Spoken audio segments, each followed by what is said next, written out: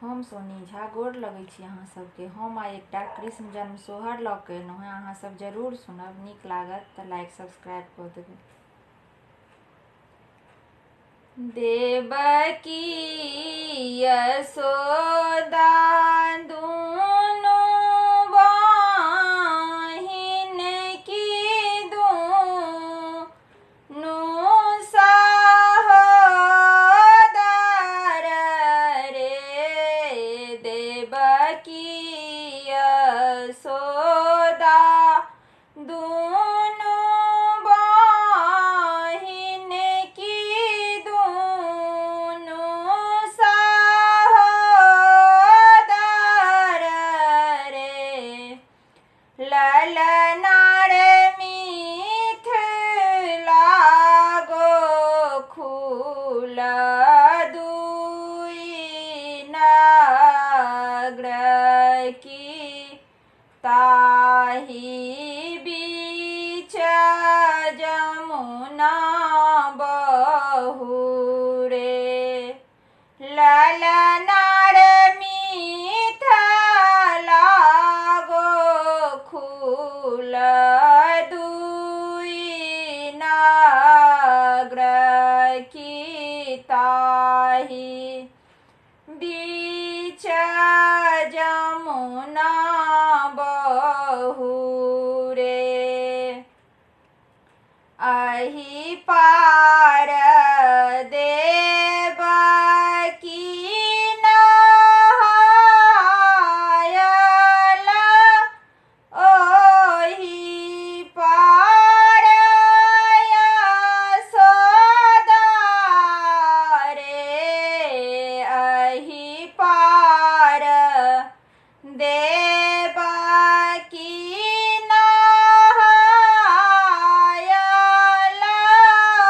ओहि पार यशोदा रे।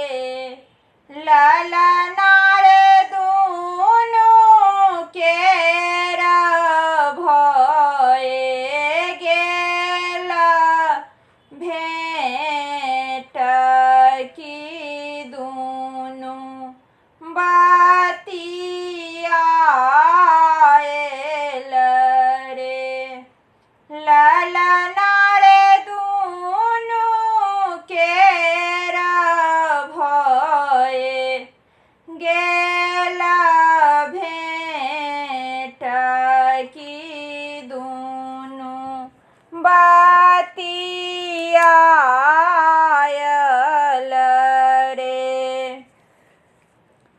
कुशल पूछे देवकी यशोदा मुँह तोहर मलिन रे। कुशल पूछे देवकी यशोदा मुँह तोहर मलिन रे। मुँह तोहर मलिन बहिन बदन तोहर उदास है। मुँह तोहर मलिन बहिन बदन तोहर उदास है। सह सुनी देवकी के नोर खसु बदन उदास भेल रे। सह सुनी देवकी के नोर खसु बदन उदास भेल रे। ललना रे सात पुत्र दैव देलनि कंस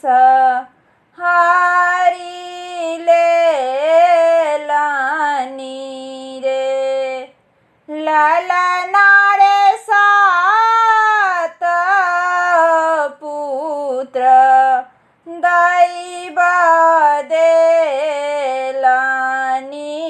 कंस हरि लेलानी रे। कंस छथि निरवंश बालक नहीं छन दया धर्मय। कंस छथि निरवंश बालक नहीं छन दया धर्मय। तेहन वीर अवतार लेथिन करत हुनको नासयो। तेहन वीर अवतार लेथिन करत हुनको नासयो।